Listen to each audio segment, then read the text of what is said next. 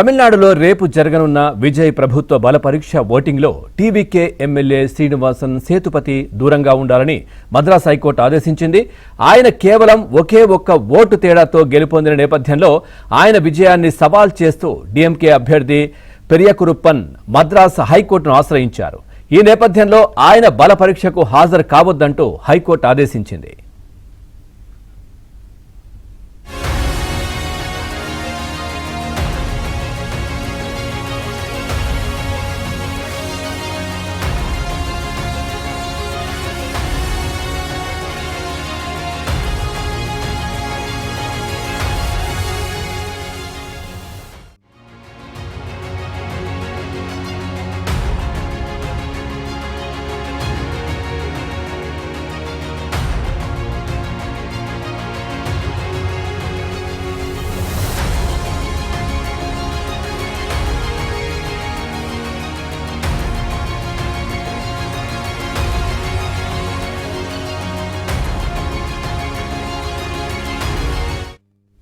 మరోవైపు తమిళనాడు అసెంబ్లీ స్పీకర్గా జేసీడీ ప్రభాకర్ ఏకగ్రీవంగా ఎన్నికయ్యారు. చెన్నైలోని 1000 లైట్స్ నియోజకవర్గం నుంచి టీవీకే తరపున ప్రాతినిధ్యం వహిస్తున్న ప్రభాకర్ గతంలో అన్నాడీఎంకే నుంచి 2 సార్లు ఎమ్మెల్యేగా ఎన్నికయ్యారు.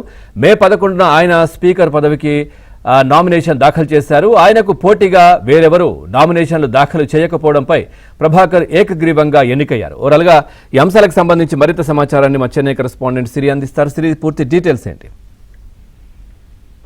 టీవీకి అధికారంలోకి వచ్చినాక రాజకీయ సమీకరణాలు చాలా వేగంగా మారుతున్నాయని తెలుస్తోంది. అయితే ముఖ్యంగా అన్నాడీఎంకేలో అయితే బహిరంగ విభేదాలు బయటపడము, అలాగే టీవీకే ప్రభుత్వానికి పెరుగుతున్నటువంటి మద్దతు ఇప్పుడు రాజకీయాల్లో అయితే హాట్ టాపిక్ గా మారిందని చెప్పొచ్చు. ఈ రోజు మధ్యాహ్నం 2 గంటలకి సివి షణ్ముగన్ని ఆయన కార్యాలయంలో సీఎం విజయ్ కలవనున్నారు. వారితో పాటుగా సివి షణ్ముగం ఆఫీస్ లో అన్నాడీఎంకే ఎమ్మెల్యేలు కూడా కలవనున్నారు. ఇప్పటికే మనకు తెలుసు అన్నాడీఎంకే 2 వర్గాలుగా చీలిపోయింది. ఒకటి 14 మంది ఎమ్మెల్యేలతో ఉన్నటువంటి ఎడప్పాడి పళనిస్వామి వర్గం, మరొక 24 ఎమ్మెల్యేలతో సివి షణ్ముగం వర్గంగా చీలిపోయి ఇప్పటికే రాజకీయంగా అయితే సంచలనంగా మారింది. ఇక ఇప్పటికీ ఎడప్పాడి పళనిస్వామి వర్గానికి అయితే తీవ్రంగా వ్యతిరేకంగా కూడా తయారయ్యారు అని తెలుస్తోంది. ఇప్పుడు ఆ వర్గం విజయ్ తో టచ్ లోకి రావడం అయితే కీలక పరిమాణంగా భావిస్తున్నారు.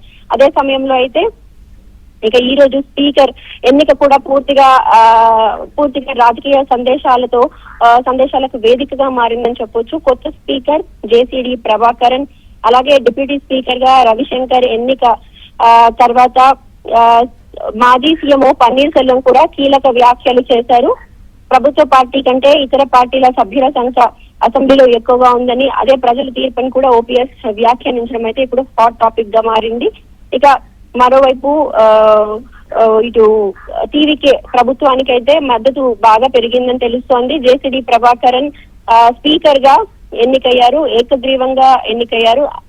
వారి మద్దతు అసెంబ్లీలో ఉండేటువంటి అన్ని పార్టీల మద్దతు ఉండటంతో ఏకగ్రీవంగా ఆయన ఎన్నికయ్యారు. ఇక మరోవైపు చూసుకున్నట్టయితే అమ్మా మక్కల్ మున్నేట్ర కళగం పార్టీ ఎమ్మెల్యే కామరాజ్ ఎవరైతే గవర్నర్ కి ఇప్పటికే లేఖ అందించారో శ్రీనివాసన్, టీవీకే ఎమ్మెల్యే శ్రీనివాసన్ కి సంబంధించి కూడా అంటే ఒకే ఓటుతో గెలిచారన్న నేపథ్యంలో ఆయన ప్రత్యర్థి కోర్టుకు వెళ్లడం, సో ఆయన ఓటింగ్ కు పాల్గొనొద్దు రేపు అని చెప్పడం ఏంటి, దీనికి సంబంధించి అప్డేట్స్ ఏంటి? తిరుపతి నియోజకవర్గంలో కేవలం ఒకే ఓటు తోటి టీవీకే అభ్యర్థి శ్రీనివాస్ సేతుపతి గెలవడం జరిగింది. దీనిపైన డీఎంకే ఇప్పటికే మద్రాస్ హైకోర్టుని సంప్రదించింది. మద్రాస్ హైకోర్టు న్యాయమూర్తులు జస్టిస్ ఎల్ విక్టోరియా గౌరీ, అలాగే జస్టిస్ ఎన్ సెందిల్ కుమార్ కీలక ఆదేశాలు జారీ చేశారు. TVK MLA Srinivas Sethupathi assembly విశ్వాస పరీక్షలో పాల్గొనకూడదు అని తాత్కాలికంగా మద్రాస్ కోర్టు ఇప్పటికే ఆదేశాలు జారీ చేశారు. డిఎంకే మాజీ మంత్రి ఆర్ పెరియకరుపన్ దాఖలు చేసినటువంటి పిటిషన్ పైన ఈ నిర్ణయం అయితే వెలువడింది. తిరుపతి తమిళనాడు నియోజకవర్గంలో వాళ్ళ ఓటింగ్ లో కాస్త గందరగోళం జరిగిందని, దాని ద్వారా ఒక్క ఓటు తేడాతో ఓడిపోయానని పెరియకరుపన్ కోర్టుని ఆశ్రయించాడు. ఈ కోర్టులో హైకోర్టు ఇచ్చినటువంటి మధ్యంత ఉత్తర్వులు ఇప్పుడు విశ్వాస పరీక్షపై కూడా ప్రభావం చూపేటువంటి అవకాశం అయితే కనిపిస్తోంది. ఒక్క ఓటుతో గెలిచినటువంటి టీవీకే అభ్యర్థి శ్రీనివాస సేతుపతి రేపు జరగబోయేటువంటి ఫ్లోర్ టెస్ట్ లో ఆయన అసెంబ్లీ విశ్వాస పరీక్షలో పాల్గొనకూడదని కూడా తెలుస్తోంది. Right, thank you Siri, thanks for the updates.